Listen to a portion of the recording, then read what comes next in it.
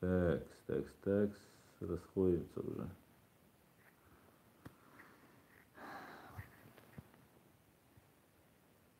Так, ассаламу алейкум, приветствую всех. Как видно, как слышно. Как видно, как слышно.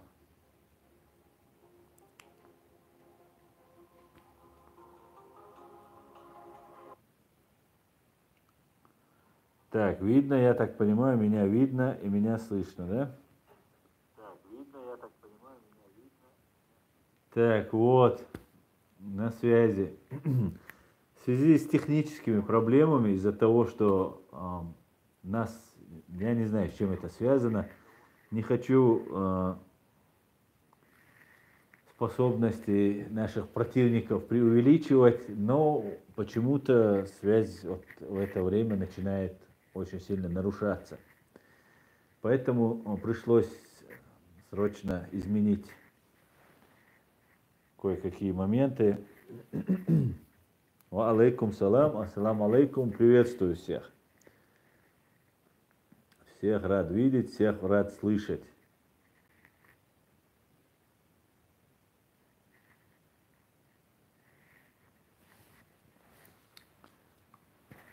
Так, будем читать ваши сообщения.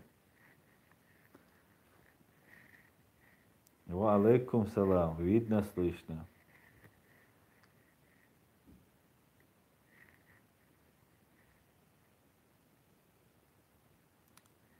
Ва алейкум салам, ва алейкум салам.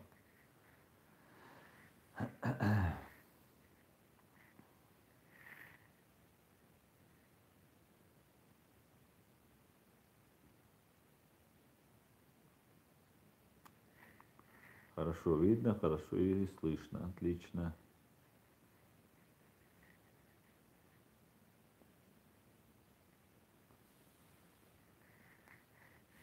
Пожалуйста, Радик, спасибо за ваш рост, спасибо. Вам спасибо, что смотрите, что поддерживаете.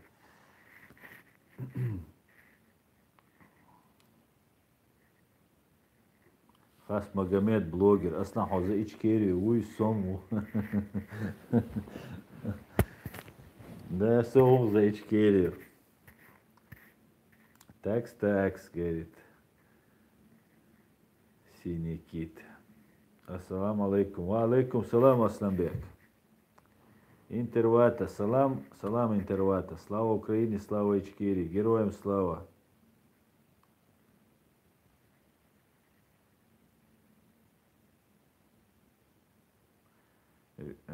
Виста 86. Когда в Россию? Скоро. Ждите, скоро буду. Мы все за Ичкерию. Правильно. Инженер конструкции, ассаламу алейкум. Я за Ичкерию, чеченские хакеры. Так, господа хорошие. Исламское государство поддерживаешь? Но если ты о том, который Аль-Багдади возглавляет, то это не государство, а террористическая организация. И я ни в коем случае я не могу поддерживать. Да. Ассаламу алейкум, ваш хамара наш обал дуэль. Ва алейкум салам. Шу наш дуэль, ва наш обал. Приветствую вас из Украины, Джен Зорин. Приветствую, Украина. Приветствую, Джен. Так. Вот.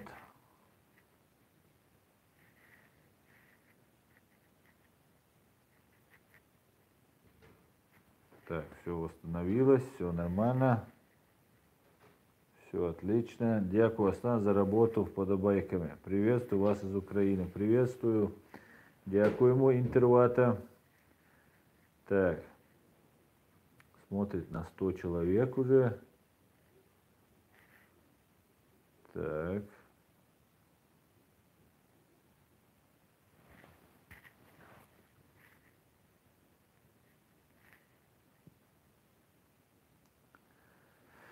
Так, какая тема будет, да? Тема сегодняшняя будет, в первую очередь, давайте начнем. Какая тема на повестке дня? Тему начнем с того, что мы 8 числа если нам, ну, в принципе, нам уже должны согласовать, 8 июня, в субботу этого года, сразу после Рамадана, мы должны провести масштабную акцию в Берлине, Австрии и во Франции против лжи и депортации. Лозунг у нас такой: против лжи и депортации. Все, кто против того, чтобы депортировали, кому угрожает опасность, женщины, дети, все вместе максимально, особенно жители Берлина и вообще все, кто может добраться, все должны быть 8 июня в городе Герои Берлине. Там мы проведем акцию, где мы потребуем прекратить нас выдавать, прекратить врать про то, что мы исламисты, то есть религиозные фашисты, да? Прекратить врать, что мы мафия, русская мафия, и мы будем требовать своих прав. Как у прессы, да, которая недобросовестно себя ведет по отношению, да, мы признаем свободу слова, мы признаем, что свобода слова охраняется основным законом ФРГ. Также мы требуем, чтобы охранялось право на нашу безопасность, и нашу честь и репутацию, которую хотят запачкать. Также мы против того, чтобы нас выдавали на пытки и смерть России. Да, опять же, мы признаем, что среди нас есть так называемые шабашники, которые приезжают только лишь для того, чтобы здесь там заработать какие-то деньги. Но я знаю, что большая часть даже таких, которые приезжают, они приезжают от безысходности, потому что уже на территории России чеченцы загнаны в такое тяжелое условие, что выжить или как-то иметь какой-то там заработок можно только покинув эту территорию. Но есть такие люди, которые реально угрожают смертельная опасность. Реально эти люди получают по надуманным обвинениям большие сроки, и эти люди ни в коем случае не могут попасть. Где-то если вот у тебя, например, брат оказался там среди сопротивления, там погиб или сидит он, все, ты попадаешь уже в категорию неблагонадежно, да, в категорию особо опасно, да, и ты в любой момент можешь быть подвергнут любой экзекуции, да, ты можешь пострадать по любому поводу. А как мы знаем, в России палочная система, и время от времени надо сдавать каких-нибудь там террористов, да, в кавычках, и поэтому, как они говорят, пускают на результат. Для этого, для того, чтобы провести митинг, мы соберемся там, и у меня есть небольшая заготовка, да, сейчас я ее постараюсь. Видно ли меня, видно ли меня? Сейчас я тут увижу у себя. Так, вижу. Вот смотрите, вот такие таблички медные с именем, что вот здесь проживала вот Алис Джоэл, 1869 года рождения. Это еврейка, которая проживала в этом доме, это недалеко от того места, где я сейчас нахожусь, депортирована в 1942 году в Терезинштадт, это в Чехословакии. Погибла в 1942 году в Треблинке, это другой концлагерь, вот Треблинка, внизу написано. Это другой концлагерь, в котором люди жили не больше 3 часов, как говорили, да? Там убивали евреев. Так вот, в доме, в котором она живет, перед этим домом есть такие таблички. Перед каждым домом, где жил еврей, семья еврейская, есть эти таблички. И в честь, ну, в знак того, что эти люди пострадали. Ага, подождите.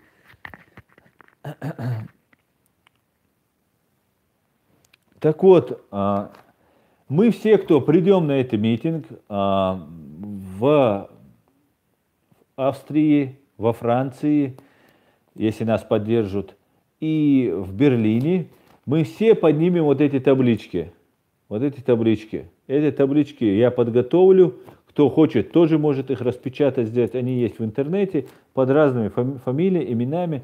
Вы можете взять это, распечатать и прийти с ними.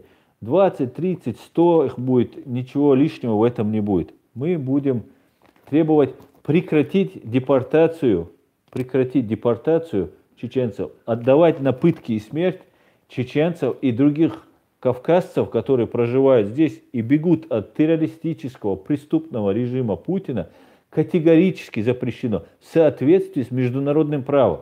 Это не наше требование, мы ничего не попрошайничаем. Это законное требование международного института, международного права. Мы требуем соблюдения законности.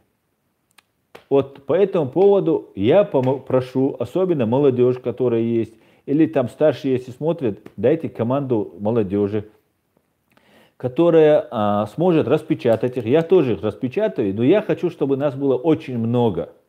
Нас должно быть, если будет нас много, с нами будет считаться. Когда я звоню, я пригласил уже некоторых журналистов, еще буду приглашать. У меня есть знакомые, уже порядочно много, да, знакомых журналистов у меня набралось. Но когда я звоню в какую-нибудь большую телевидение, на канал или в газету, я меня спрашивают, я бы хотел пригласить вас, у нас мероприятие, пожалуйста, посетите наше мероприятие, пришлите своего корреспондента, я могу попросить. И мне говорят, а сколько у вас будет? Я говорю, у нас там 20 человек будет, там 30 человек будет. Ой, извините, нам это не интересно, нам говорят. Вот для этого, уважаемые нохчи, которых выдают, я отдельно, конечно, сделаю ролик, я отдельно запишу обращение ко всем чеченцам, которые тоже надо будет разослать. Просто еще 8 июня нам не подтвердили. Заявка есть, отказа, скорее всего, не будет, но точно подтверждения нет, поэтому я точное место и дату я еще пока вам не говорю. Но идея будет вот этой. Это будет идея. Поэтому я прошу всех, кому не безразлична судьба, не только, да, у меня есть позитив. Вот я знаю, у некоторых ребят, которые мне тут пишут, тоже есть позитив. Но у многих нет этих позитивов. Тот, кто живет в другом городе, да, и ему нельзя передвигаться, на сегодняшний раз это не будет являться нарушением. На свой страх и риск. Если вы не приедете, вас будут депортировать. И это большие проблемы создаются. Мы должны раз и навсегда поставить точку над тем, что нас депортируют. Есть основания, без проблем. Но я знаю много случаев из-за недобросовестности адвоката, из-за каких-то странных манипуляций миграционными службами. Да? Это тоже надо признать. Я, конечно, знаю, что немцы очень деликатно, щепетильно относятся к соблюдению законности. Но я знаю факты, когда манипулировали законом. Я не могу сказать, что нарушали, но манипуляция была. И когда человек не знает своих прав, никто не знает своих прав, с ним легко эти манипуляции проводить. Да, совершенно верно. Вот мне сейчас подсказывает мой друг Эдуард Мамедов, что надо бы приглашать не только чеченцев. Совершенно верно. Приглашаются не только чеченцы. Депортируются не только чеченцы. Депортируются другие национальности на Кавказе, которые живут. Также я приглашаю всех украинцев. Также я приглашаю евреев, которых мы тоже будем вот этим напоминать, что было с евреями. Поэтому я перед тем, как эту акцию подготовить, я согласовал вот со своими друзьями с Израиля, Соединенных Штатов, евреями и спросил их, не повлияет ли это как-нибудь на то, что я как бы не затронет ли это их как-то чувства. Они выразили мне полную поддержку, их чувство это не затронет. Они сказали, конечно же, и мы готовы тебя в этом, мы тебя поддерживаем, и никого это не затрагивает чувство. Поэтому это должна быть массовая акция, да. Это раз. Во-вторых, там же мы определимся, что мы должны будем среагировать на объявление этой статейки газеты «Шпигель». «Шпигель» славится тем, что «Шпигель», врали очень много, да, это известный факт. Поэтому нам там же надо будет решить, что мы будем делать. Будем ли мы подавать в суд или не будем. Там же, если необходимо, нам надо будет собрать какую-нибудь сумму, это по нашему желанию, и начать эту процедуру, судебную процедуру. Это тоже я могу вести. У меня здесь есть адвокат, с которым я уже общаюсь хорошо, и можно будет их попросить, и этого адвоката попросить, чтобы этим делом он занялся. Конечно, надо будет ему оплачивать. Так что по поводу нашего мероприятия, которое мы будем проводить и в Австрии, и во Франции. Я надеюсь, другие страны тоже присоединятся к нашей акции, и нам надо будет как-то что-то делать. Также, конечно же, я приглашаю и немцев обязательно на это мероприятие, украинцев, русских приглашаю, грузин приглашаю. Всех, да, я всех приглашаю. Женщин, детей я приглашаю. Мы должны показать, что нас депортируют безосновательно. Всем, кому угрожает опасность на территории, если выдадут их России, они просто обязаны они быть. Они не быть не могут, да, если тебе обязанность, если тебе реально угрожает опасность. Это значит, мы показываем, сколько человек угрожает опасность. Даже кому не угрожает опасность, даже кто имеет позитив, их тоже я зову. Мы все должны прийти и сказать: стоп, не надо нас выдавать на пытки и смерть. Россия не является правовым государством. В России нарушается закон. Конституцию, основной закон ФРГ не взял, 16 статья, пункт А, гласит, что ни в коем случае нельзя выдавать, и мы имеем право на убежище в соответствии с Конституцией ФРГ, да, с основным законом. И не обязана, ни в коем случае не имеет права выдавать, если есть угроза насилия, незаконного преследования или же унижающего достоинства. Соответственно, это все в России имеется. Я как адвокат, как человек, который непосредственно во всем этом участвовал, я со всей ответственностью это заявляю. Все. По поводу суда, будем судиться. Это все зависит от нас. Так, далее.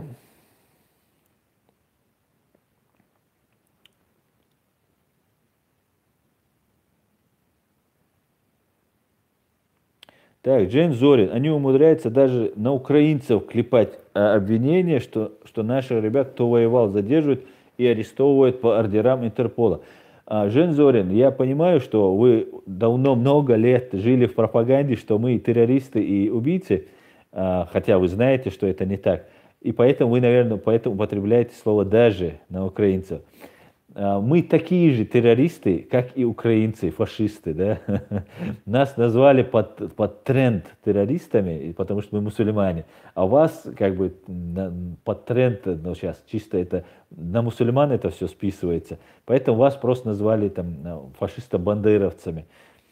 И методы одни и те же. Названия просто начинаются, названия каждому ярлык приклеивается каждому свой. Поэтому да, я знаю, что будут со всеми так поступать. Андрей Александрович, Аслан, здравствуйте. Почему, если кавказец избил русского, это бытовуха, а если русский кавказца, это 282 статья? Правильно ли это? И да, вопрос за футболку. Русь могут привлечь? За футболку Русь, наверное, не могут привлечь. Я не знаю, это, смотря где. В Германии и в России вас за это, наверное, не могут. Я не знаю. По 282 статье, я вам скажу, что в основном, когда 282 статья применяется к русским, она применяется потому, что она, в принципе, она заслужена. Да, это, как бы это ни казалось странным, я сейчас окажусь на стороне российского закона, который очень часто нарушается. К кавказцам или к другим мусульманам она не применяется так, как применяются более тяжкие, да, статьи.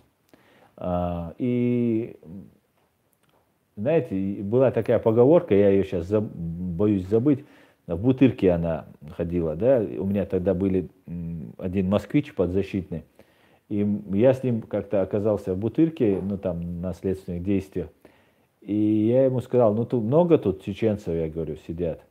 Он говорит, да, очень много, чеченцев много, кавказцев много. Я говорю, ну что, как отношения, как кому лучше? Он говорит, знаешь, что я тебе скажу? Говорит, я радуюсь, что я не кавказец. Я говорю, почему же? Он говорит, потому что у нас тут даже присказка такая есть, говорит. А как же ее сейчас правильно вспомнить? Ну, суть в том, что если ты Магомед, ты получаешь на 5 лет больше. Вот такая присказка была. У них там в Бутырке сидел. Так что вы не прибедняйтесь, товарищи русские. Мы живем все, вы живете все в тюрьме народов, но вы, русские, живете на привилегированном положении. И если вас где-то кто-то как-то чем-то ущемляет, поверьте, других ущемляет намного больше. И именно вашими руками, русскими, потому что вас большинство. Так что давайте вместе выходить из этого. Давайте. Кто же против? Давайте строить нормальное, цивилизованное, демократическое, европейское государство. Давайте. Так. Россией должен править мусульманин. Русские, примите ислам, оно вас спасет. ЖТРУ. Нет, не должен. Почему же? Пускай сами как-нибудь. Не должен мусульманин. Потом надо, нам присоединиться надо, потому что они мусульмане начнут говорить. Нет, пожалуйста, не хотим мы не хотим. Ни хорошо, ни плохо. Ров с крокодилами мы хотим с Россией и минные поля. Все, больше мы ничего не хотим. Мусульмане там, они, если надо, скажут, я мусульманин, там, нам это не надо. Так, Егор Дубинин, Аслан, кремлевский режим, имперская цель, великодержавный шовинизм. Полностью с вами согласен. Жен Зорин, я на слово бандеровцы даже не обижаюсь, а мне нравится наоборот. Я у себя в Фейсбуке написал, что я чечено-бандеровец, мне нравится. Так, ассаламу алейкум, алейкум салам. Ассаламу алейкум. Если кавказец убьет русского, ему минимум 15-20 лет. Если русский убьет кавказца, то 6 месяцев, максимум год. Отсидки, вот такие законы русни. Это практика. Совершенно верно, ассаламу алейкум.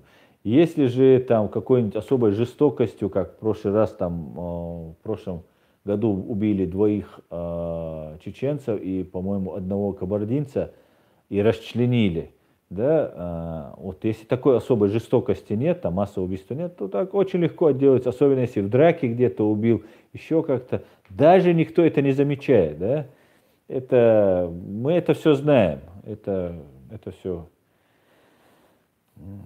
мы все прекрасно знаем, и никто меня лично, который имеет практику общения с этой системой, с этой властью, с этой государственной, шовинистической, фашистской по факту системы, меня в этом никто не переубедит. Даже если мне будут 24 часа в сутки Соловьевы и разные там пропагандисты рассказывать, что мы живем в самой честной и справедливой стране. Просто один пример, да, я его иностранцам здесь всегда привожу. Откройте самый большой сайт недвижимости в России. Циан.ру называется, да, или Циан.ком, Циан.ру, по-моему. Циан. Просто забейте, он самый большой. И там через одно объявление, только не Кавказ, даю только русским и так далее. И когда ты это русским говоришь, они говорят, ну вот, там же кавказцы бывают, там где-то всегда находится оправдание вот такому поведению. Но здесь просто, я это не понимаю, как это можно. Да, нас, чеченцев, называют нацистами, там обзывают как хотят. И если бы в Чечне в газете было бы, я сдаю только чеченцам, да, не сдаю там русским, даже после этой войны, да, это было бы для нас просто потрясением. свинья есть во всех странах, во всех людях. Если кто-то где-то напачкал или там квартиру загадил, это не значит, а, что все такие. Так, я чуть-чуть перемотал, господа. Чечня маленькая, а сердце этого народа огромное, Влад Князев говорит. Да, совершенно верно. Закро окро, камарджоба генацвале, говорит. From the mountain. Основа, вас редко видно в последнее время. Как у вас дела? Что нового? Как погода в Германии? Ну, я начал 2 раза в неделю просто делать стрим. Видео по части делать не получается. Тут у меня кое-какие тут загруженность чуть-чуть появилась. Конечно же, надо делать побольше, но просто и месяц Рамадан дает знать о себе. Еще дела тут появились. Погода в Германии отлично, дела все отлично. Что нового? Каждый день что-то новое. Все отлично.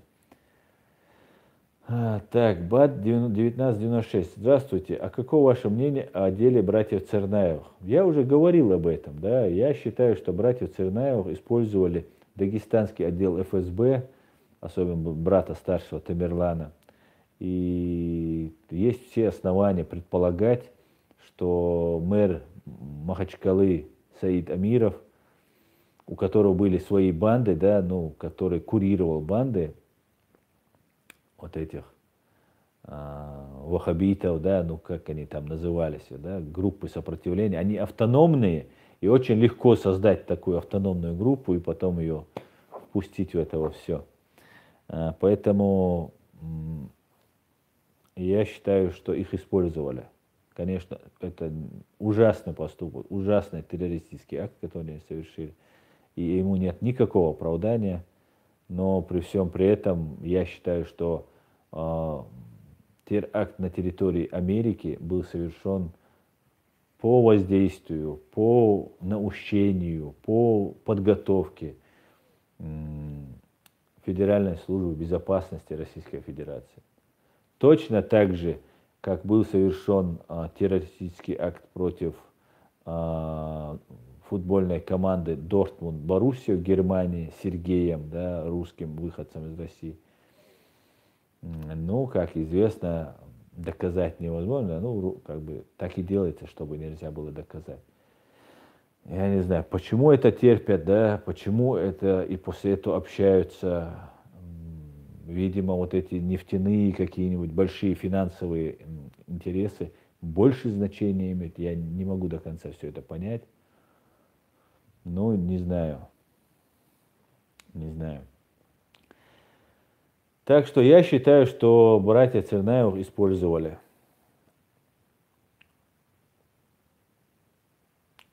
Егор Дубини. Убийство Кабардино-Балкарии таксиста ФСБ, это правда? Я не знаю. Я не знаю, о чем вы говорите.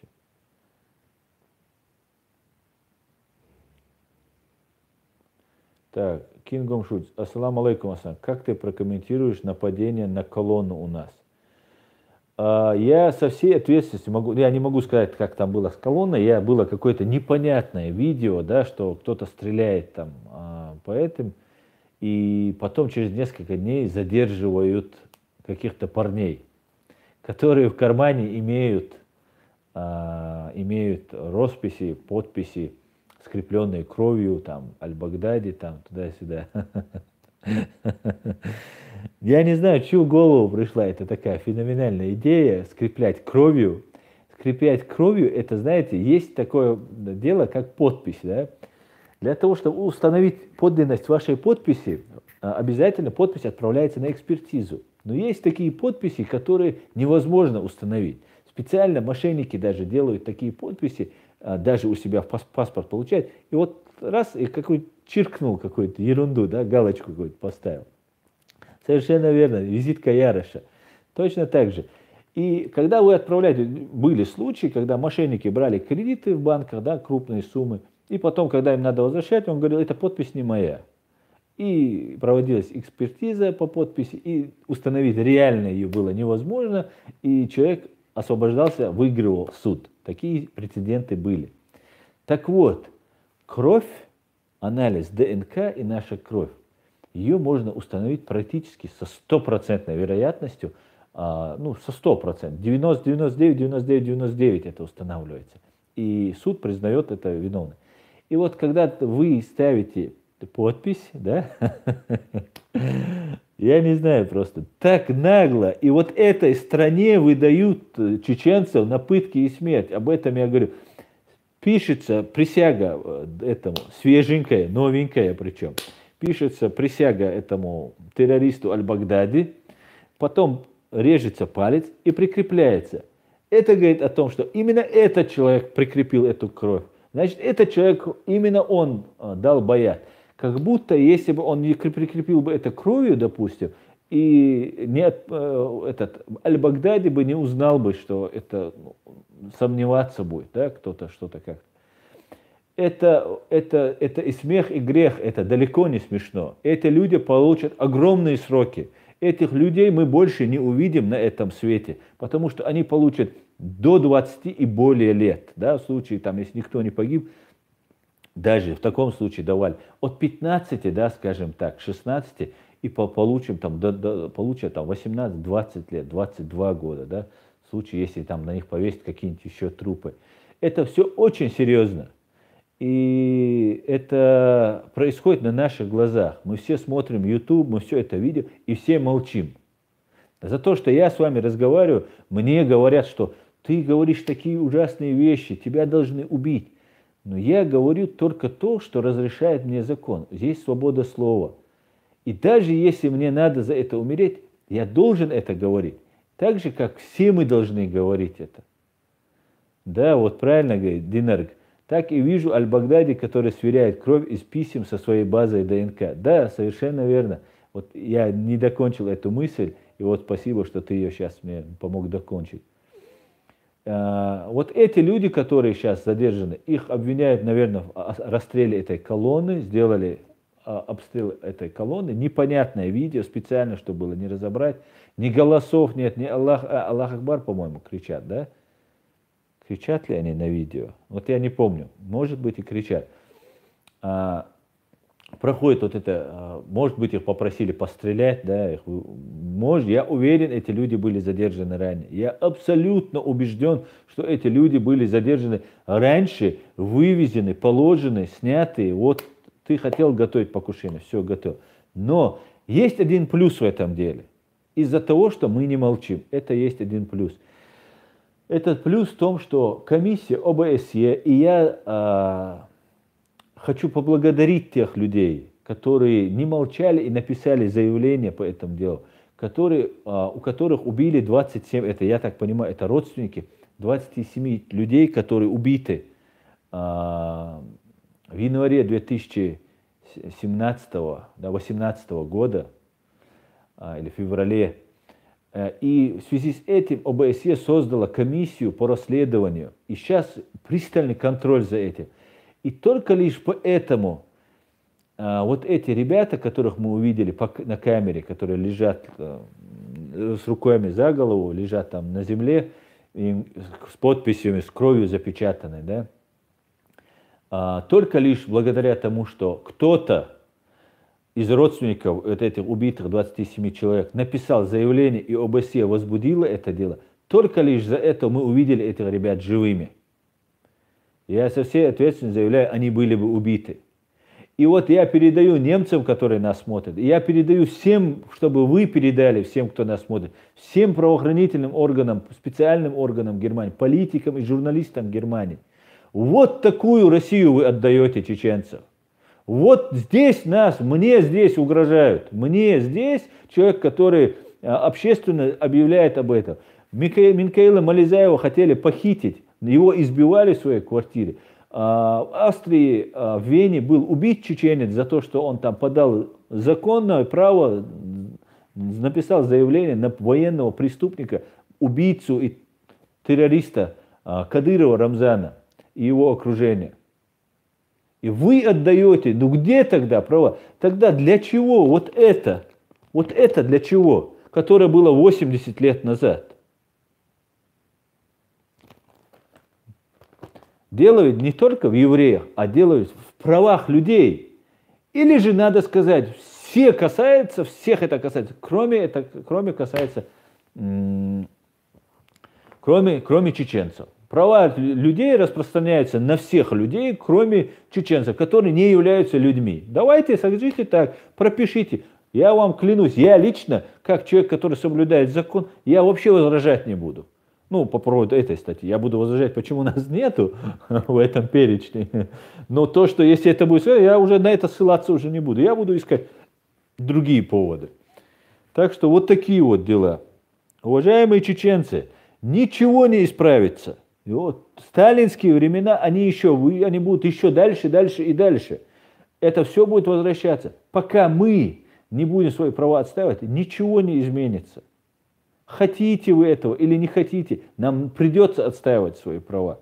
И дальше всегда, не только вот сейчас, потому что нету на земле таких мать Терез, которые будут за нас все решать и делать. Нет, этот мир очень ужасен. И он в России, и где есть ФСБ, он в 100 раз ужаснее. Так, поехали дальше. Ребят, я пропускаю. Если есть желание задать вопрос, который я должен буду увидеть, пишите в суперчат. Да? Самый маленький, чтобы я увидел, и чтобы ко мне не было каких-нибудь там претензий.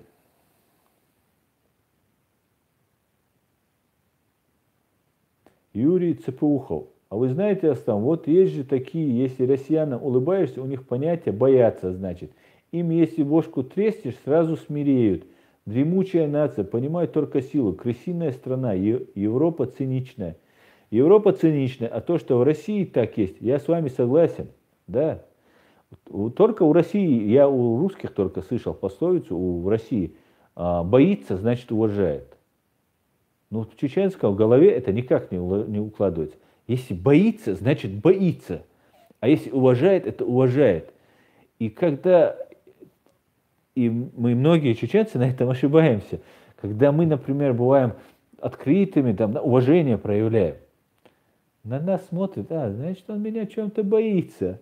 Он думает, а чего он меня, это же такой ужасный, страшный чеченец. Чего он меня боится? У меня так было на работе. Я брал людей на работу, и они плохо работали. А я проявлял уважение к ним. Я говорил, давайте так. Поднимал зарплату. Много чего делал. И работа не шла. И у меня все хуже и хуже и хуже дела. Я же думаю, это же люди, я же им объясняю, я же им зарплату поднял. Я же с ними по-человечески разговариваю. Я тогда молодой был. И дело уже к развалу компании идет, развалу фирмы. Но я устроил разнос, я же разнос тоже могу устроить. И вот у меня месяц, прямо все на работу вовремя приходят, все отвечают, рост дохода, все. И опять на спад. Я еще раз попробовал, и я понял, что, значит, и такие методы надо применять. Но не ко всем, конечно, не ко всем. Надо и ругать, конечно. Так что вот так вот. Так, Нафигула Мосес. Давай Аслан НАТО на Кавказ. Я полностью согласен. Я хочу, чтобы на территории Ичкерии стояла база НАТО. И если, как знаете, говорили раньше, если хотите узнать, что творится на Кавказе, посмотрите, что творится в Чечне. Если в Чечне все спокойно, а если у нас будет база НАТО, и мы сможем спокойно ездить в Европу, в Америку, обучать своих детей, зарабатывать деньги, строить там разные компании, развивать все это, строить у себя в горах, например, где вот эти у нас разрушенные башни, восстанавливать это и так далее. Если мы так будем жить, я вас уверяю, что на Кавказе будет спокойно. У нас мы готовы. Лично я знаю, многие чеченцы готовы. Многим надо просто объяснить какие моменты. Просто есть многие не понимают некоторые вещи. Но я думаю, база НАТО должна быть. НАТО, только НАТО. Нам надо НАТО. Совершенно верно, Жора Майя. Эдуард Мамедов задонатил. Да? Баракалла, Эдуард. Как обычно. Так. Ваталенд, Ренат говорит, мусульмане, которые хотят шариат по закону в Ичкерии, они же могут создать для себя меджлис, как у крымских, и который будет решать такие вопросы религии и так далее. Сайфулла чеченский, я давно готов. Вот Сайфулла свой человек. Синий кит, в мире только два народа, в чьих дух воина. Это чеченцы и русские. И это доказано. А, синий кит, я так понял, ты русский. Я-то думал, ты чеченец. В прошлый раз ты там меня провоцировал. И да, русские. Ну, я тебе скажу, во-первых, чеченцы русские не пишутся с большими буквами, да, с большой буквы. А во-вторых, вот про дух русского воина надо рассказать там Шамилю Басаеву, да, благословит его Всевышний, и украинским воинам. О, они посмеются как раз. То, что вы можете спецоперации проводить там, стравливать людей, обманывать, хитрить, это да. А вот духа воина я не видел. Так, американский ФБА задонатил. Спасибо, Баркал, американский ФБА. Я видел трупы в Чечне ваших воинов. Аслан, это он мне пишет. А, это он тебе пишет. Но я не буду одно слово прочитывать, которое ты сказал. Так, Кингам Шульц. Аслан, кем для Ичкерии является брат Доки Умарова Ахмад Умаров? Он недавно хорошо поставил на место Делимханова. Я, если честно, не знаю. Я не знаю. Я знаю такого человека, я не знаю. Так, Аслан, я ингуш, говорит. Понятно. Ну, а что ж тогда ты про ингушей не сказал, а про чеченцев сказал? Ты не ингуш.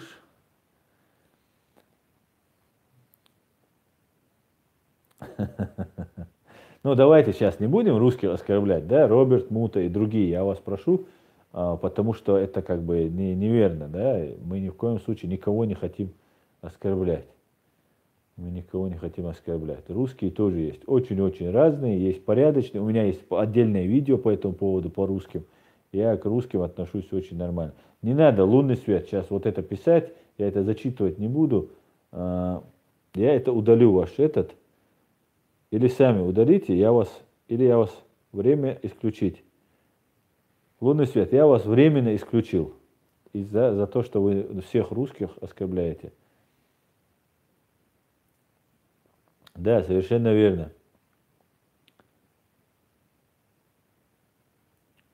Так, Нафигула Мос, Аслан, надо молодежь просвещать. Аслан, я ингуш Грозно, и мы одинаковые, просто Кремль травит. Да, совершенно верно. Я вот этим занимаюсь, просвещаю как могу.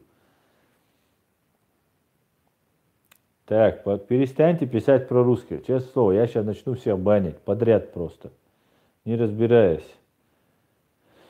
Перестаньте оскорблять всех по национальному признаку, да? Он не всех оскорблял, а только военных. Странно все это. Муса Адега. Ну, военных можно. Но тогда не только русские, там разные есть. Аслан, Джохара Дудаева можно уважать, что дал бой Кремлевской империи. Да, Егор Дубинин, Джохар Дудаев дал бой. Ну, знаете, как говорится, короля королем делает свита. Джохара Дудаева сделали Джохаром Дудаевым, конечно, его личные качества, потому что он был среди своей свиты, так если можно назвать, среди своего окружения, лучшим из лучших. Они его выдвинули вперед, народ его поддержал. И у него были такие люди, как Аслан Масхадов, Шамиль Басаев и другие, я сейчас все имена не вспомню даже, которые просто на ком держался Дудаев. Дудаеву даже не надо было быть таким сильным. Вот эти люди, вот это окружение могли его поднять. Но Дудаев и сам был сильный, и чеченский народ дал этот отпор. И сейчас мы дадим на правовом поле, не насильственными методами, и это самое, что они боятся. На правовом поле, не насильственными методами, мы сейчас дадим новый бой.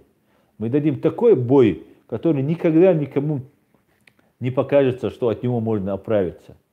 Мы будем добиваться всегда всеми доступными нам способами, юридическими способами, законными методами мы будем добиваться. Поэтому я думаю, ну, как я сказал, Дудаева сделали его окружение великим воином. И ФСБ, кстати сказать, боится не пуль, они под пули посылают простых там русских, Не пуль, а слово. Давайте говорить это слово.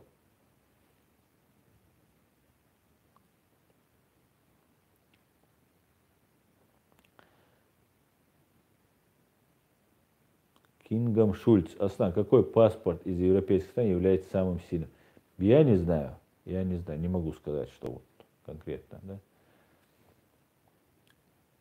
Так, Дудаев говорит, то академик, то герой, то мореплаватель, то плотник, он всеобъемлющий душой, на троне вечный был работник. Так, Нафигула Мос, Аслан, как думаешь, нужно нам на все уровни вытягивать пользу для нас в войнах и от России, и от Запада, как евреи для Израиля? Конечно, пользу-то нужно извлекать из всего. Конечно, нужно. Почему нет? Мне кажется, глупо отвергать какую-то пользу только лишь из-за того, что там какой-то человек национальности. Да? У меня один знакомый как-то в Москве совершил ДТП, да? Дорожно-транспортное происшествие. Вышел и протянул, видит, чуть-чуть сам виноват, там, и говорит, давай решим. Тот говорит, да, давай решим. Тогда это было сколько? 32 рубля стоил доллар. 3000, говорит. Тот говорит, надо мне заплатить, там, покрасить крыло, там, что-то сделать. Ну и мой друг, товарищ, достает $100. Он говорит, рублей не хватало на 3000, и были доллары. Достал $100, говорит, на, возьми $100. И говорит, тут как возмутился, чтобы американские деньги, чтобы я взял американские деньги, да никогда в жизни. Ну, глупо, мне кажется, до такой степени доводить все, да, до маразма. Так, Данил говорит такая, Аслан, почему ваш конгресс не подаст заявку, чтобы обратили на это внимание, чтобы не отдавали чеченцев Российской Федерации? Какой конгресс? О чем вы говорите? Я вот сейчас подаю заявку. Давайте подадим заявку. Джахар Дудаев, вожак стаи волчьей. Совершенно верно, Дудаев Гуард. Кингом Шульц, я на Западе, Аслан. Если мне дадут позитив тут, я могу приехать к тебе в гости. Если вы в Шенгене, да, Евросоюзе, конечно, можете. Конечно, здесь ты даже не замечаешь. Я здесь понимаю, что я пересек границу по табличкам, вывескам на дорогах. Да, когда едешь там тоже там в Норвегию попадаешь или в Данию. Ну, не в Норвегию, а в Голландию или в Данию. Сенатор Аслан, защитить нас такими темпами мы только сами себя жечь будем. Русизм должен исчезнуть с лица земли. Русизм должен быть исчезнут, не спорю. Абу Усман 79, Абу Усман 79. Хай дердик хила Аслан. Дердик, мазер дердик. Дердик ахир, дуай. Таши сах дальше. Критика Цаур Владимирович. Аслан, были угрозы в адрес тебя и твоих близких, старик Катанич? Да, были, конечно, были. Были, есть и продолжаются. И все способы продолжаются. И хитрят, и там разные мне там уловки закидывают, и по-всякому пытаются информацию выудить из меня. Ну, все просто делается. И угрозы, конечно, прямые угрозы уничтожения, убийства были. И я располагаю информацией.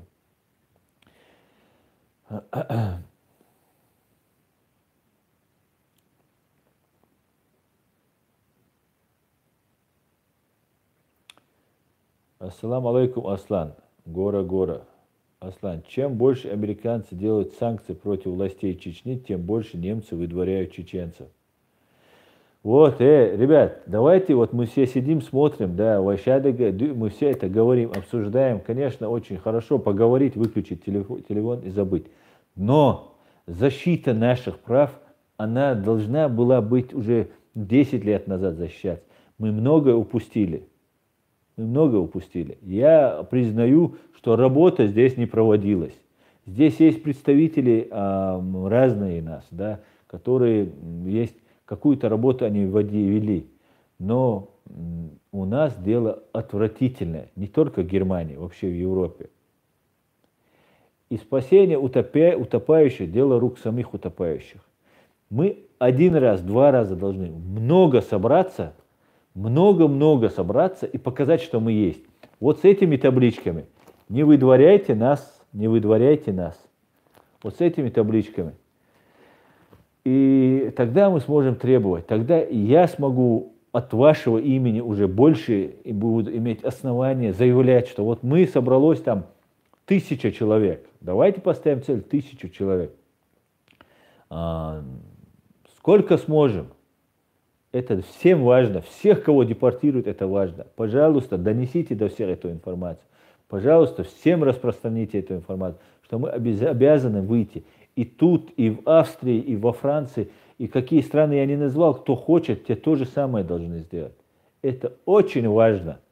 Я не могу ссылаться, что у нас все плохо. Я-то это знаю, я-то удивляюсь. Я об этом говорю все время.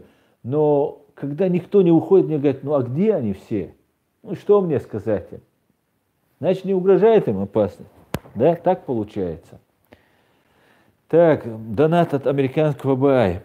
Как ты считаешь, по заслугам посадили Тимирбулатова? Тимирбулатова, этого так называемого тракториста ты имеешь в виду, которого тогда осудили? Конечно же, человек не заслуживал смертной казни. То, что Тимур Булатов, если о нем речь, да, донат. Если речь о нем, то да, он не должен был убивать, да, он совершил военное преступление. Пленного человека он застрелил. И он этого не должен был делать. Это не оправдывается. Но получить за это высшую вышку, да, пожизненное заключение, конечно же, человек, который у себя в своей стране, у которого погибли товарищи, он только вышел из боя, да, и вот он казнил одного человека, конечно, это было, он не заслуживал пожизненного заключения.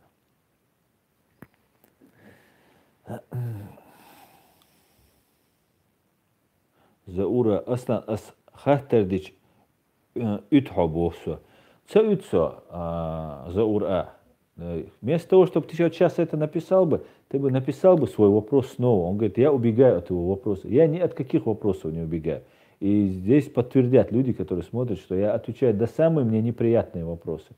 Поэтому я не убегаю.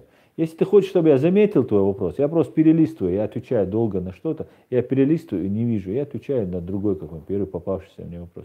Если ты хочешь, чтобы тебя заметили, вот минимально, по-моему, евро там, да, или доллар можно сделать, или сколько, я не знаю, я тут ничего не регулировал, как есть минимально. Вы можете задать вопрос, я увижу.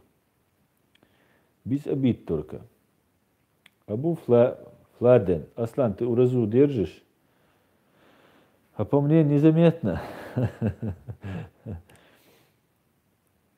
Даниил Гайтуков, Аслан, тебе нужны телохранители в войнахе. Не оставайся один никогда, эти мрази могут нагадить. У меня есть телохранитель. Мой Всевышний Господь, мой телохранитель. Сенатор А. Я круглый год держу уразу. Уразу держать положено тем, кто постоянно ест. Так.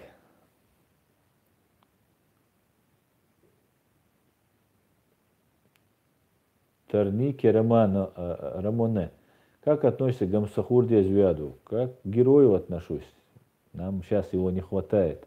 Как к другу Джахара Дудаева я к нему отношусь.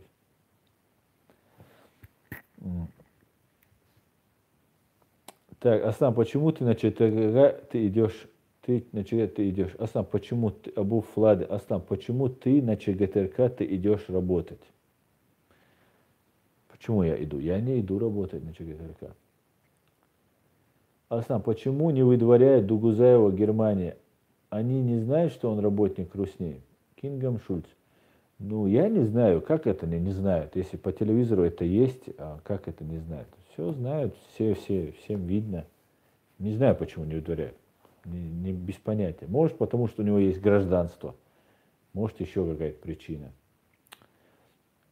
Так, Роберт Бута. Скоро Россия отключит интернет и будут потом показывать им, что Россия выиграла чемпионат мира в финале, обыграв Бразилию 10-0. Как Корея показывали, что Канада обыграла Португалию 9-0. Да, будет, скоро так будет. Так, американский ФБ задонатил. Да, Саадоль, американский ФБ. Баркал, если не понимаешь по-чеченски.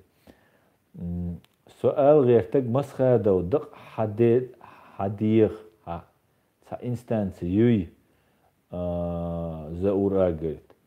Ну, он спрашивает, попросить тело Масхадова, президента Масхадова, есть ли какая-нибудь инстанция. Ну, инстанции есть, были направления, жалобы, но знаете, есть, опять же, такие юридическая процедура. По закону, в российском принят закон, террориста не выдают. И по закону Россия приравняла Масхадова по своему несправедливому, варварскому, преступному закону. Россия признала Масхадова террористом. И, соответственно, на любой запрос они отвечают, что человек признан законом террористом, соответственно, мы поэтому не выдаем. И все. И все. Точно так же преследование родственников. Вот сейчас Кадыровы преследуют родственников, да? Но это же не изобретение Кадыровых. Это же просто Кадыров это начал делать открыто, нагло, да? Беспардонно, зная, что ему терять нечего. В 2004 году, выступая в Государственной Думе, в законодательном органе, да, главном законодательном органе страны, генеральный прокурор Устинов, да, по приказу или там наущению директора ФСБ Николая Патрушева, который обвиняется во взрывах домов в 1999 году и убийстве 307 российских граждан, заявил, что мы будем захватывать родственников террористов, да, ну, нас всех называли Масхадова террористом, если назвали законно избранного президента, который никогда не нарушил, как это говорится, правила и обычаи войны. Ни одного международного права ни одного международного закона он не нарушил, ни одной статьи он не нарушил по ведению войны. И если Масхадов говорит, мы все террористы, да, и Устинов, генеральный прокурор, преступник, бандит, который не соблюдает свои же законы, который нарушает международное право. И Россия это, и международное право, международная организация это терпят. А они терпят, потому что мы молчим. Это тоже, да, мы должны носом тыкать, мы должны добиваться. Почему убивают нас здесь за то, что мы говорим здесь, да, и нам опасно это говорить? Потому что мы будем заставлять этих европейцев соблюдать это международное право. А это опасно для них. Так вот, этот Устинов выступил и сказал, будем захватывать родственников террористов. То есть всех чеченцев, которые сопротивляются. И Кадыров продолжает эту же свою деятельность, и ничего с этим не изменилось. Ничего не изменилось. И мы там воюем ведь не против Кадырова. Там такие же есть чеченцы, есть порядочные чеченцы, есть одумавшие чеченцы, понявшие чеченцы. Есть, которые не запятнали себя кровью чеченцы. А есть Россия, которая на нас их натравливает. Обманом, деньгами и так далее, и так далее. Так что вот такие вот дела, господа. Поэтому нам и не отдают Масхадова, потому что он признан террористом. И любого из нас, в том числе и меня, могут признать террористом и ликвидировать здесь, прислать там своих вот этих ублюдков. Но мы их не боимся. Вот я со всей ответственностью могу сказать. Как бы они нам не угрожали, как бы они не хотели нас, все, что они могут сделать, они могут нас убить. Но испугать они нас никогда не смогут. Единственное, чего нам надо бояться, это нашего страха. И никогда они его не получат. Иншаллах. Мы будем защищать свои права в соответствии с международным правом.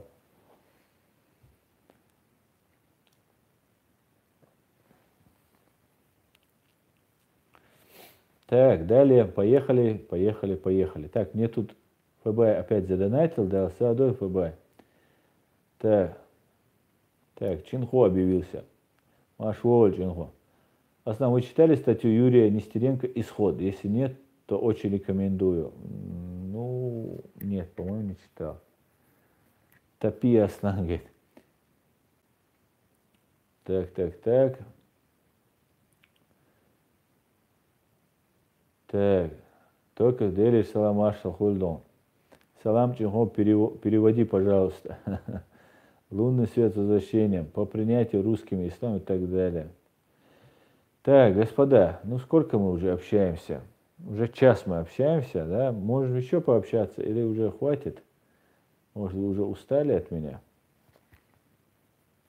Вы все помните, да, что у нас будет 8 числа, 8 числа будет митинг в Берлине. В Берлине, в Австрии, в Вене, скорее всего, во Франции. Посмотрим, как подготовиться, да? Так, Шамиль не хватит. Шам 80 не хватит. Ну, не хватит еще тогда. Еще можно час посидеть. Так, хорошо, давайте тогда посидим. Давайте вопросы. Ты только начал. Уже час я как начал. Сенатора, мне очень приятно, что мы быстро проскочили. Что мы так быстро пролетел час, и что вы считаете, что вы только начали. Так что давайте. Дай Аллах тебе терпение в этот месяц Рамадан, здоровье, продолжай свое, наше дело. Аллах алшвайла, еще как минимум полчаса-час. Дэрес хой масудова, Аллах дай алш, Аллаху алш.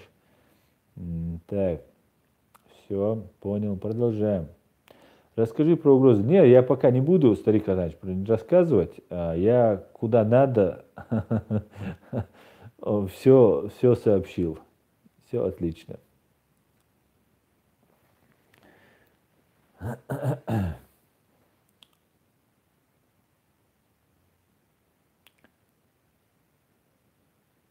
Так, Равшан Абдуллах может настроить и другие народы Кавказа, чтобы единым фронтом отделиться от Российской Федерации.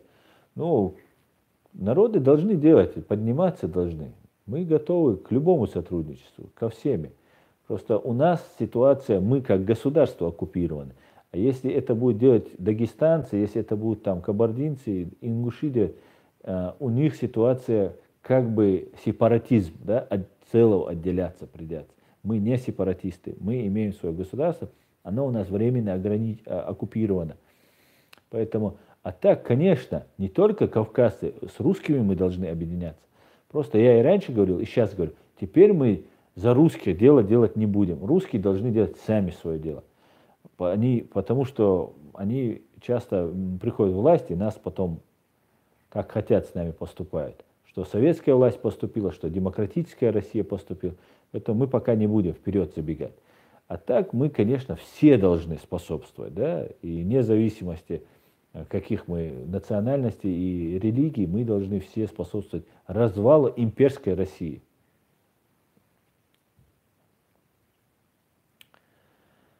Так, ассаламу алейкум. Дальше, да, пойдем потихонечку. Ассаламу алейкум ва баракату. Мағназ дал обал долю масерегет Юсуп Ялхой. Ва алейкум салам. Амин.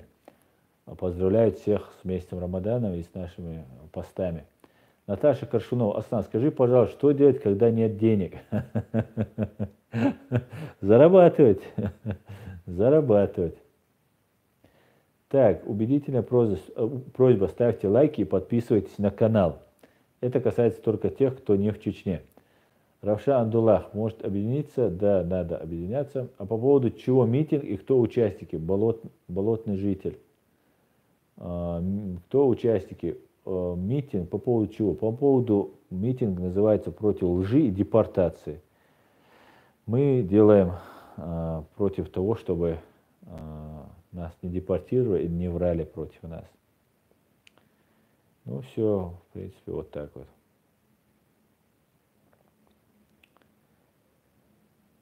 Так, ассаламу алейкум, Анаш Обалдуэль, хай-хай, Дигду, Джахар Муртазов появился наш. Так, я постараюсь приехать. Сайфулла, постараюсь неуместно, должны приехать все. 2 часа постоим и разойдемся.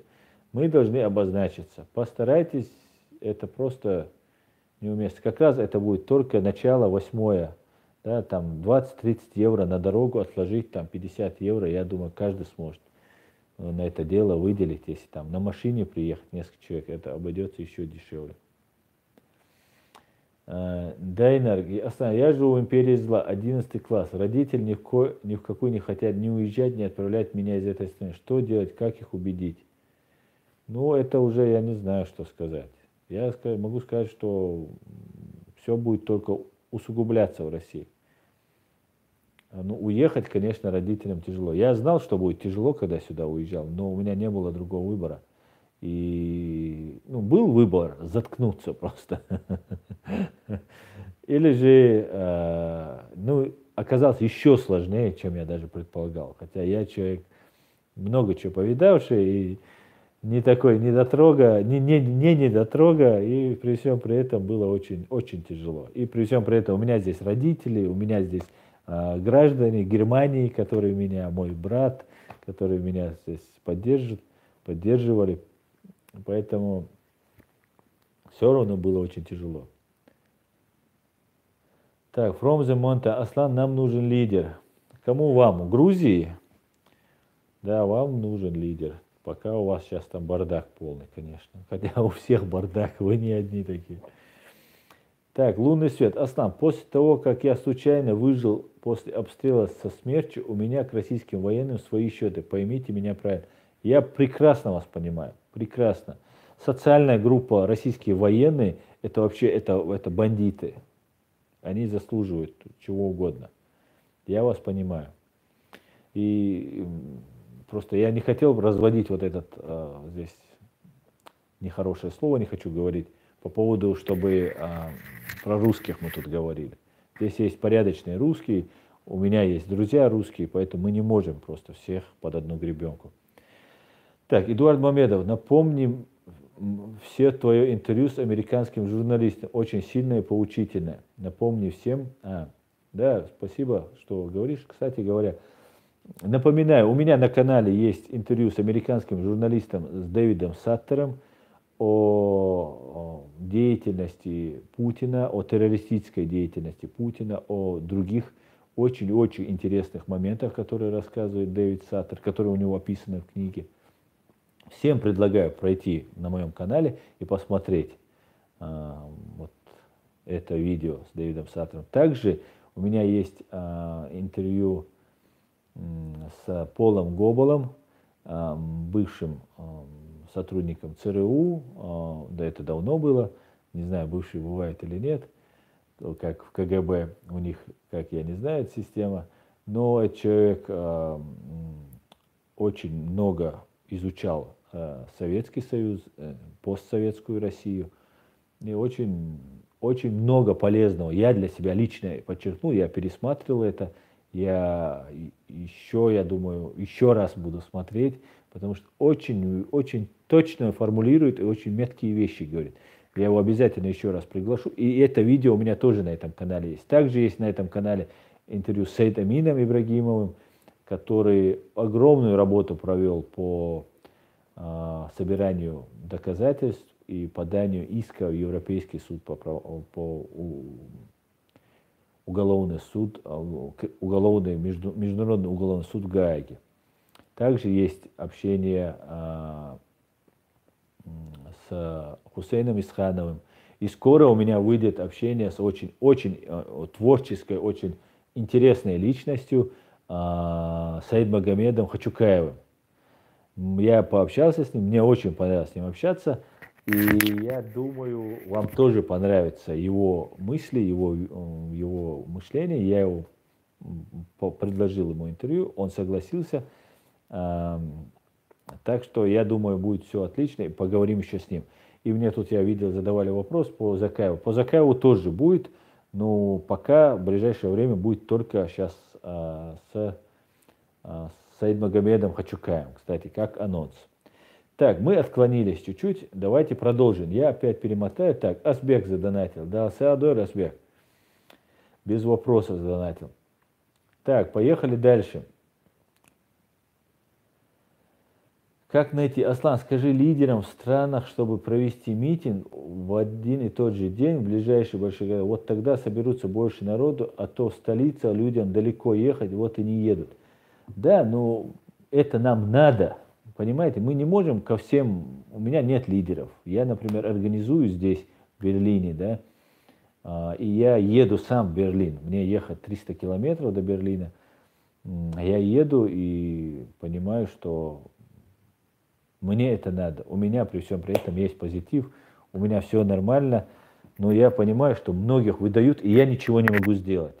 И просто это до боли обидно. И все, кто мне пишут, что депорт назначен, отказали, вот все, кто вот не придете вы туда, вот все, кто, кому вы мне пишете, депорт, помоги, Асан, и так далее, вот все, кто не придете, вот тогда вам правильно должны будут этот депорт сделать.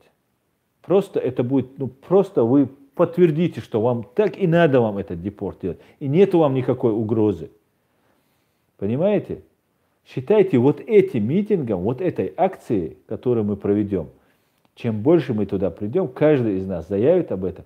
Вот все, кто придет, мы этим остановим. Нету здесь цели поболтать, нет. У меня цель прекратить полностью выдачу. Если есть, да, есть люди, которые приезжают на шабашку, есть, которые получают позитив, а потом тихоря ездят, и выясняется, что им нет никакой угрозы. Сейчас это у всех выявляется. И есть самая главная группа, это, как я их называю, клопообразных, как я Дудаев назвал, Клоповых из семейства Клоповых и Вшивых, да, это которые предатели. Эти предатели, которые здесь сходят, пальцы поднимают, там Путин, наш президент, там флаг, там 9 мая, вот это ерундой, вот это, они это наши враги. Это кого депорт делают, вот этих людей это враги. Из-за них вам делают депорт. Вот этих людей нужно депортировать. Вот я с этим согласен. Но остальное нам нужно делать. Нам нужно добиваться. Кроме наши права никто не защитит. Так что смотрите, кто не придет, ахчдая цари, кто не может поехать, скиньте с деньгами, одного отправьте. Просто мы обязаны собраться. И всем это расскажите. Это долг наш, долг. Прийти. Так, Батир Батирович, ассалам алейкум. Очень хорошее интервью. Будут продолжаться такие интервью. Ва алейкум салам. Да, будут продолжаться. Так. Равшан так, Google так. Ребята, я вам скажу одно. Скоро Россия оккупирует часть Европы. Также захватит Турцию и Украину. Мечты, мечты. Так, вообще, наглецы, конечно. Так, Равшан Абдулла. У Дудаева брали интервью прибалтийские журналисты. Может, у них есть другие видеоматериалы, не попавшие в интернет. Может, с ними связаться? Может быть, свяжитесь, пожалуйста. Знаете, как у нас говорят? Проявил инициативу, действуй. Так, Жетиру, Аслан, ты был в Казахстане? У нас скоро выборы. Я не был в Казахстане. По-моему, я не был в Казахстане. Поздравляю, но у вас тоже все очень печально. Я вам скажу, выборы, не выборы, один и тот же. Эдуард Мамедов, посоветую всем учиться и учить языки. Английский, немецкий. Полностью согласен. Абсолютно с вами согласен. Егор Дубинин. Аслан, зачем Путин пугает ядерным оружием, ведь никто не выживет в мире. Ну, а для чего пугает Ким Чен Ын? Да, или как его там, этот толстенький Ким Чен Ын. Ну, все, что есть, все, больше ничем не может.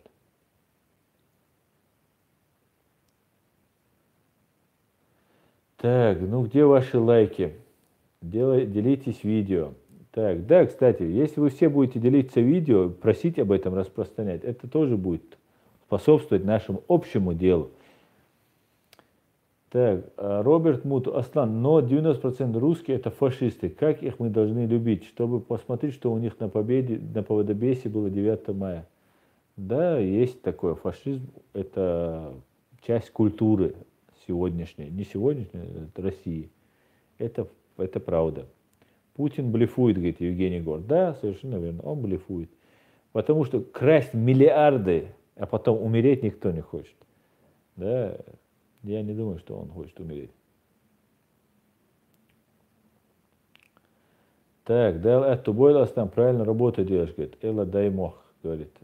Спасибо, ну, дай Бог удачи, говорит. Правильно работу делал. Так, лайков мало. Так, ну, всех Рамадан, все сейчас уставшие, не могут нажимать лайки, пускай отдыхают. Так, я перемотаю вас, друзья.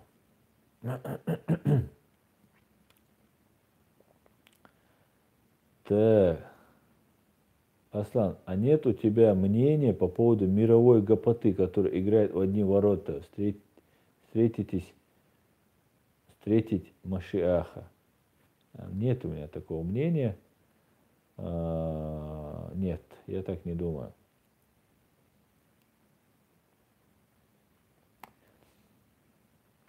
Так.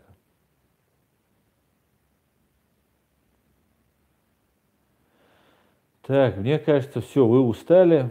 Егор Дубин, Аслан, русские не фашисты, а рабы режима. Ну, рабы это не исключает быть фашистом. Когда ты добровольно согласен, и при этом это такая очень, для этого очень сложно в этом плане все. Не все так просто. И можно быть и фашистом, и оставаться рабом. Так, Тойзен задонатил. Да, Саадоль Тойзен. Без вопросов тоже задонатил. Так, Эдуард Мамедов. Объясни, все это нужно не только им самим, но и их детям объяснить. Да, совершенно верно. Совершенно верно. Так, Даниил Гайтуков. Аслан, в Ингушетии все посадили оппозицию. Ну, всю оппозицию, да, вы имеете в виду, посадили? Да, я об этом предполагал, что так будет. И вот те люди, которые вышли, да, вот эти много людей, они не должны были, конечно, уходить, да, они должны были вот теперь за них стоять. Ну, это, конечно, очень опасно, очень опасно. Русские должны подняться, потому что русских много, ингушей там несколько тысяч, там их расстреляют и даже не заметят. Их расстреляют и даже не заметят. А если миллион русских выйдет на Красную площадь, вот тогда это будет трудно. Это будет, во-первых, Москва, трудно будет скрыть. Во-вторых, миллион человек это уже серьезная сила.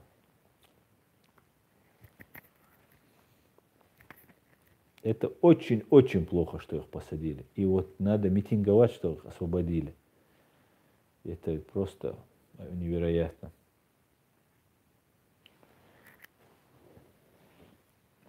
Муслим Шишани. Аслан, скажи про санкции в отношении патриота.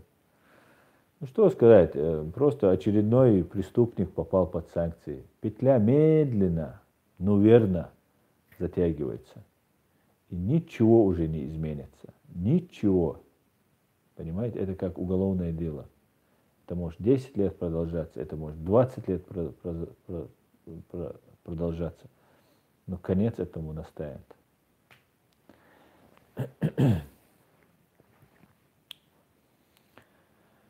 Начало конца есть. А патриот, он никто, да, патриот, ну есть он и есть.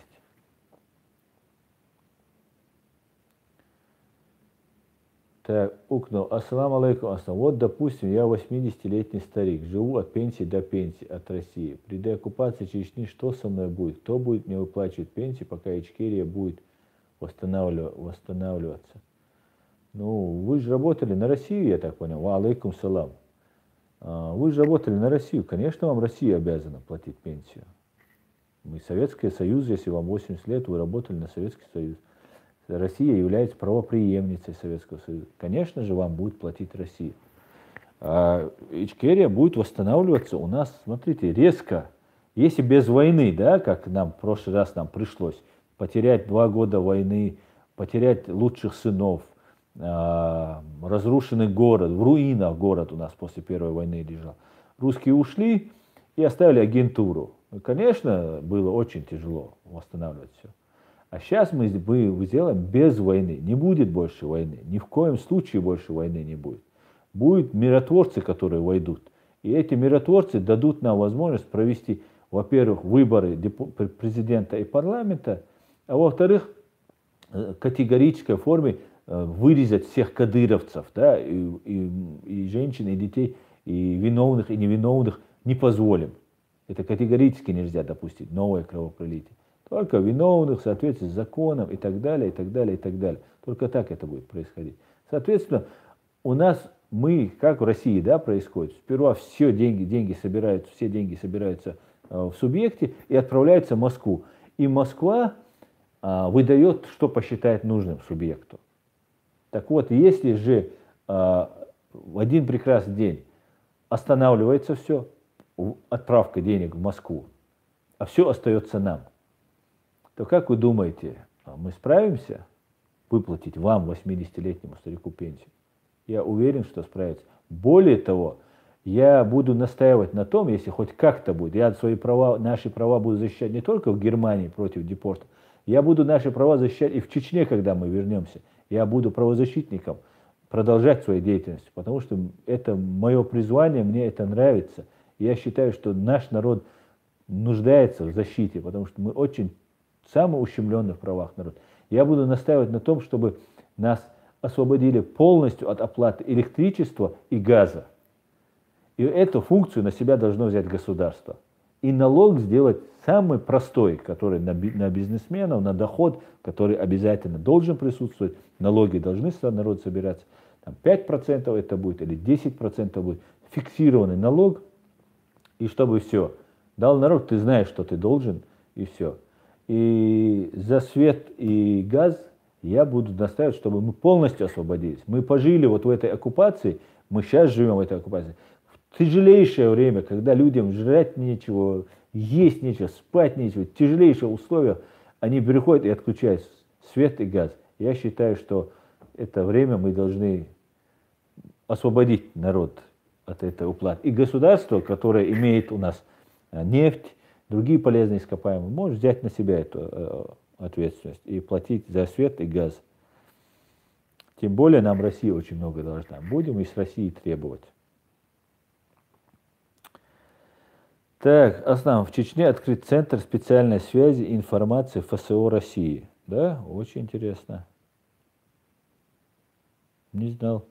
Ну, конечно, там много чего они сейчас открывают, они там много чего мутят. Николай Оль, Аслан, ты сказал, у нас русских, ты русский?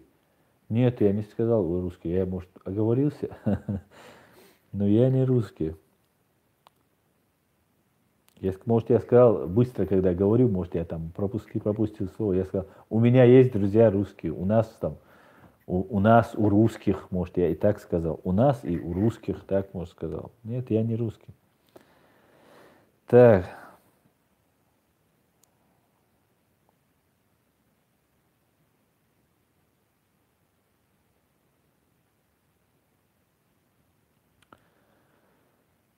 Так, Синий кит, это Наполеон сказал, и к вам, лаптежникам, не имеет никакого отношения. Ваши бабы еще нарожают, если что. Ну, я, наверное, что-то пропустил.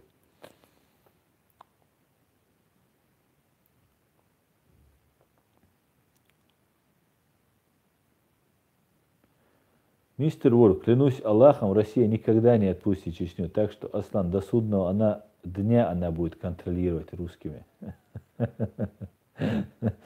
Что ж ты за волк такой, мистер Волк, у тебя ник стоит. Что ж ты за волк такой, если у тебя до того уже рабское вообще восприятие. Клянусь Аллахом не будет. И ты увидишь в ближайшее время. Клянусь Аллахом не будет. Дельдали, амела надо. Ему ол вообще. Амаджо не уверенный, амаджо давалисагу. Муслим Шишани, верно, Аслан, мы самый пострадавший народ мира, 400 лет Россия нас терроризирует. Совершенно верно. Я не верю в революцию России, так как русские боятся распада и готовы быть рабами, лишь бы государство не развалилось. Лунный свет. Ну, будем способствовать тогда этому. Ваша бабы бош, камел мадинсюк маждада. Нохчи хиллар, синий кит. Сюля, алга, уваря. Скоро распад России. Так, мистер Рот, ты не знаешь сокровенное будущее. Как бы клясться Всевышним, побойся Бога. Да не, он знает, он все знает. Он будет всегда с Россией. Мы его отправим в Россию.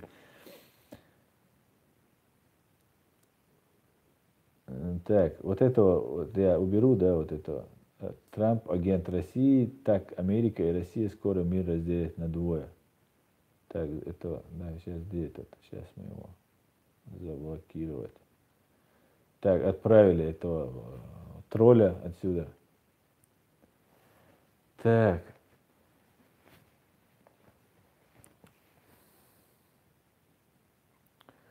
Зато сейчас Дагестан понял, кто такие Ичкерия. Ну, ММА, что вы поняли? Хорошее поняли или плохое? Это, это не я думаю. Откройте интернет, посмотрите, говорит, сколько санкций на Россию. И на Иран это 5-7% от иранских. Ну, надеяться, что к чему-то придет, но я не знаю, конечно. Я тоже хотел бы, чтобы эти санкции применялись больше, и они будут применяться. Но хотят остановить, понимаете? Там есть свои интересы. Ведь Чечню отдали там на откуп, да, не потому что права человека не уважают или там чеченцев не жалко было, потому что выгодно было, понимаете? И сейчас это все бросить, перейти, пройти все это, а потом отказаться от этого, то не хотят. Хотят, интересы есть, крупные нефтяные компании, ну много чего есть. Пытаются всячески, чтобы русские осознали, остановились, вот эта верхушка. Но те-то понимают, что надо Путина списывать. А в Путина по-любому надо списывать. А это не устраивает, потому что там намного все серьезнее. Потому что там всем управляет не Путин, коллективный Путин. Там управляет всем вот эта система.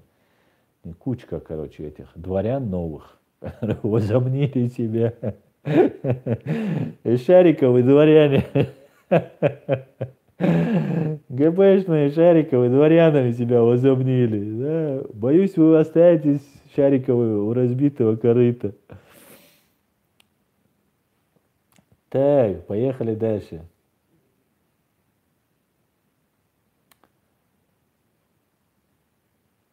Я лично не за Россию. Ладно, проехали. Так, это в смысле.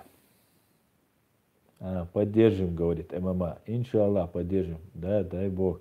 Сенатора Аслан, без войны мы не освободимся, это точно. Я знаю, что мусульмане и другие вероисповедания всегда воевали за свободу. Без войны свободы не обретают. Обретают. Мы уже повоевали, война не закончилась.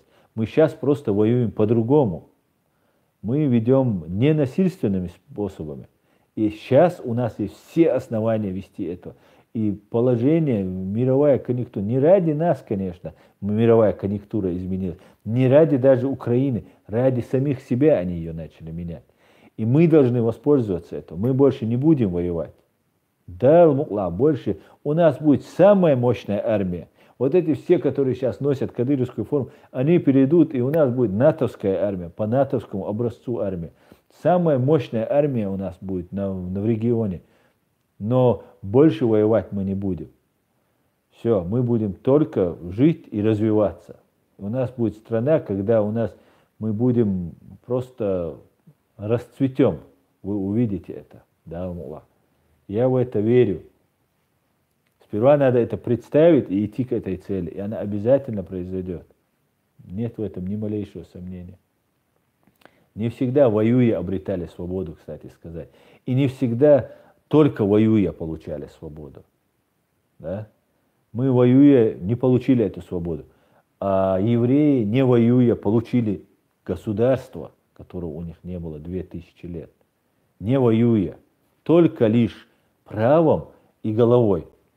Не насильственным способом. Да, евреи воевали в разных армиях, в том числе и в американской были, и в советской, среди красных были, и во французской были, везде были евреи. Но сейчас воюют, конечно, сейчас они отстаивают свою государственность. Конечно, сейчас они воюют, они служат, и мы тоже будем служить, и мы тоже будем призывать всех подряд к войне. Но больше нам воевать не надо будет. Я чуть о другом. Армия нам обязательно нужна. Обязательно. Так, я перемотаю, друзья, прошу прощения. Так, воевать как раз-таки не надо. Война последним делом. Да, это продолжение политики, неудачной политики, война. Мы будем вести себя по-другому. Да, нам нужны кадры. Каждый чеченец должен стать на защиту своего народа. Вставайте, защищайте.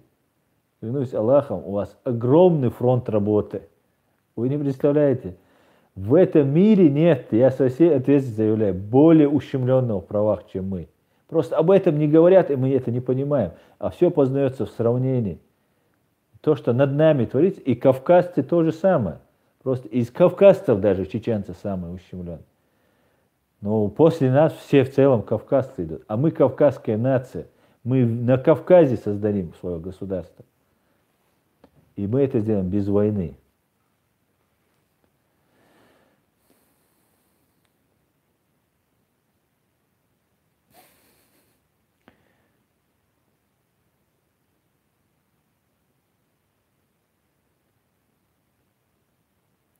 То есть мы живем сегодня в 21 веке, альхамдулилля. Есть рычаги и технологии. Сегодня без войн достичь своих целей.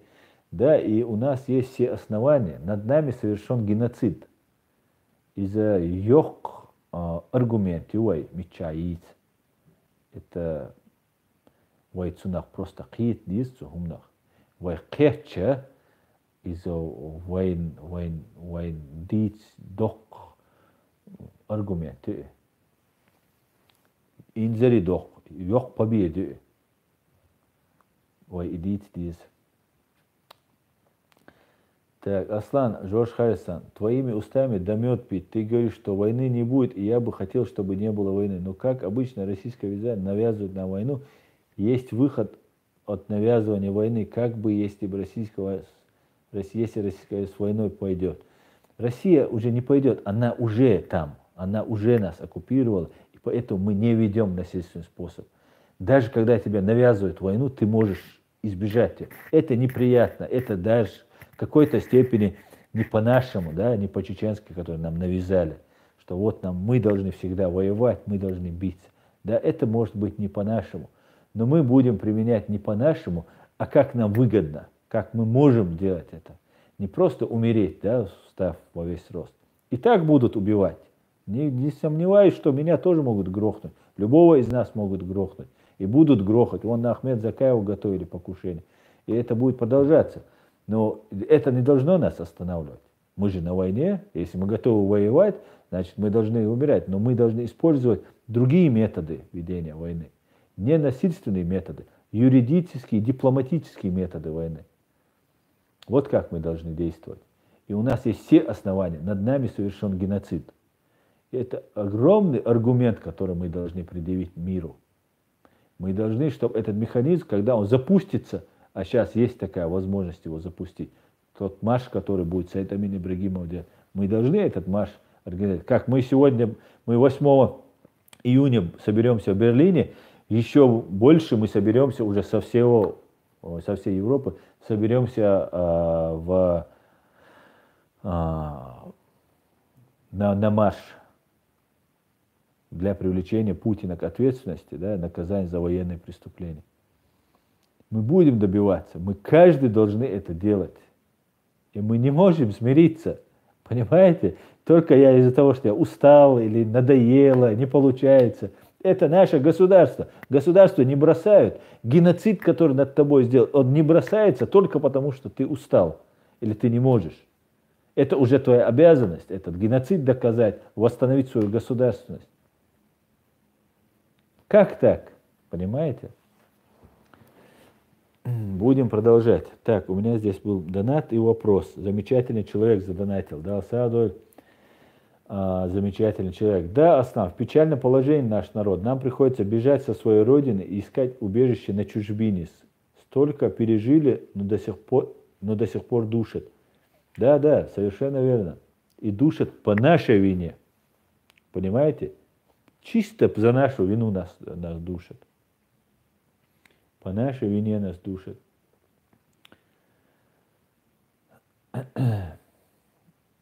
У русских есть поговорка: хорошо везде, там, где нас нет. Там, где нет русских, везде хорошо. Да. Есть таковые и будут таковыми. Хаджа — это точно. Хочу за. Так, проехали. Путин прикрывается чеченцами-кадыровцами. Да, совершенно верно. Основная Европа забыла о чеченской войне. Да, Егор Дубинин, абсолютно с вами согласен. И в том числе, в первую очередь, даже я бы сказал, по нашей вине. Клянусь Аллахом, нету вины, кроме как нашей, что мы дали это забыть. Меня переполняет, как это мы можем позволить так. Да, наступило бы блаженство, все закончилось, не убивали бы, не подкидывали бы кровью обмазанные там нам эти баяты Аль-Багдади, не убивали бы 27 человек за один раз в Грозном, не унижали бы, без штанов по дорожке бегать не заставляли бы. Если бы это не было бы, ну ладно, расслабились бы и жили бы. Это не закончилось и не закончится никогда. Кадыровцы, мудыровцы, вот путинцы, это пришли навсегда остаться. Их дети и внуки будут эту власть получать. Понимаете? Вот как они пришли. И если сейчас это им дать укрепиться, завтра, как сейчас в Сирии, внуку, сыну передан Башару Асаду, также придется уже стирать города с лица земли, чтобы свергнуть эту власть. Когда-нибудь к этому должны будут люди прийти. Потому что никогда давление, которое будет оказываться, оно не слабнет с нашего народа. Ни с нашего, ни с русского, ни с дагестанского, ни с ингушского, ни с какого-либо другого. Эти люди пожизненно туда пришли. И они детям, внукам, это дворяне. Будет изменена Конституция Российской Федерации. Так они планируют. А мы здесь свободные люди, и мы должны об этом заявлять. Мы должны им напоминать об этом. И вот почему мы должны позволять, чтобы забыли европейцы. Если вы придерживаетесь международного права, уважаемые европейцы, пожалуйста, соблюдайте. Мы демократы. А вы ли демократы? Вот вопрос. Меня можно назвать исламским террористом, но из-за этого я им не стану. Как не станет украинец там фашистом-бандеровцем, так же я не стану. Но мы должны об этом говорить. Понимаете? Если мы замолчим, да, мы такими являемся. Потому что они не замолкают. Пропаганда против нас работает. И мы должны не молчать. Аслам, Европа забыла о чеченской войне. Да, забыла. Это уже было. Так. Вы со своей Чечней разберитесь. Потом про Ингушетию, Дагестан можно поговорить. Да мы разбираемся. Мы как-то и не лезем никуда. Аслан, ты говоришь, воевать не надо, а сам воюешь информационно. Это тоже часть войны, только холодная война называется это. Да, я имел в виду, война не закончилась, конечно. Я себя считаю не блогером, как меня пытаются тут назвать, и этим самым принизить. Я считаю, что я веду защиту своего государства, защиту прав своих людей. Мое государство юридически, и его права нарушены, как субъекта, да, государственного, нарушены. Это я бы даже потерпел бы. Но нарушены права моих людей, граждан Чеченской Республики. И я хочу их права тоже, чтобы были соблюдать. И я веду войну в этом смысле, юридическую, правозащитную, я веду войну. И буду вести, пока я могу ее вести, пока я буду доносить ее. Вот так, против вооруженной войны, вооруженной борьбы, я против нее. Потому что это не несет нам никакой выгоды. Мы должны победить, а не погибнуть. Так, я перемотаю, ребята, чуть-чуть. Так что извините. Т-800. Какой статус у вас в Германии? Я политический беженец. Я официально немецкими властями признан политическим беженцем. Так, Юсуф Ялхой. Я алейкум ассалам, машвой. Кадыровцы — это временные предатели чеченского народа. Как Кремль перестанет кормить кадыровцев, им будет двойной конец. Так, алейкум салам. Мне эти бжамааты непонятно откуда на моей родине, Маждада, говорит. на моей родине не нужны. Пусть у себя воюют. Что-то я не вижу их в окопах против танков в данный момент.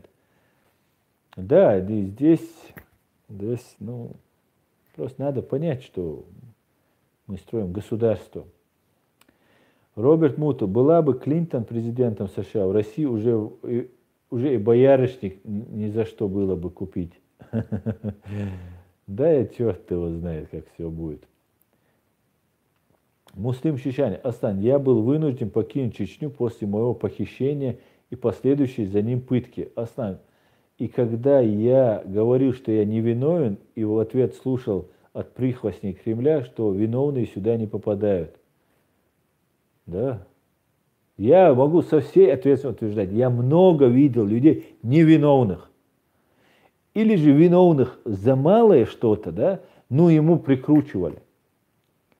Да, просто ты там оказался где-то рядом, ты был знаком с человеком, ты разделяешь эти взгляды, но тебя-то судят не за взгляды. Нет уж статьи в Уголовном кодексе Российской Федерации «мысли преступления». Если у меня мысль против преступного путинского террористического режима, и я его называю террористическим, то меня за это судить нельзя. Нет такой статьи. Но меня судят за ношение оружия, хранение там, наркотиков, там, я не знаю, покушение на сотрудников полиции, участие в незаконном вооруженном формировании. Что значит участие в незаконном вооруженном формировании? Если я знаком с ребятами, которые также разделяют, но у меня нет оружия, я не являюсь участником этого незаконного вооруженного формирования. Я просто знаком с кем-то. Это самое легкое, то, что я говорю. Терроризм подкидывают, да, терроризме обвиняют и так далее, и так далее, и так далее. Да, судят обычно по 222 и 228. Правильно Чинхо говорит. Видать, сам уже отсидевший. Я знаю, что ты сидевший, Чинхо, поэтому я тебя прекрасно понимаю. Чинхо, что у Аслана очень длинная, говорит. Это вы про все это? Так, давайте, так. Маждад, а где конкретно ты не видишь окопы против танков? Болотный житель говорит. Аслан, вам повага. Бензин, керосин достать легче, чем взрывчатку. Сжечь русизм. Сенатора нельзя призывать к насильственным действиям. Все равно это не поможет пока что. Маждада, чеченцы в мире 1 миллиард 600 миллионов мусульман. Ответьте мне, сколько из этого количества нас защищали? Это 0,00 столько-то там, 1%. Делайте выводы, ватники. Да, совершенно верно. Чеченцы, мусульман, по-моему, уже 2 миллиарда. Но мы что-то не видели ихней поддержки. О, господа, мы уже говорим 1:40. Я уже думаю, вы устали от меня. Вы-то мне не надоедите никогда. Поэтому давайте тогда на этом прекрасной ноте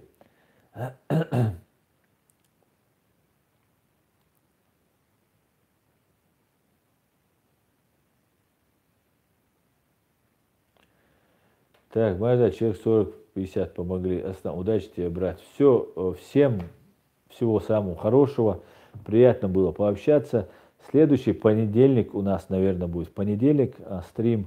К этому времени я очень надеюсь на то, что у меня будет уже точная информация. К этому времени я запишу видео по поводу нашего митинга в Берлине. И вот тот, кто не придет 8 марта, пусть у того вырастет на лбу прямо вот здесь посередине шишка. Все, ассаламу алейкум, всем всего хорошего.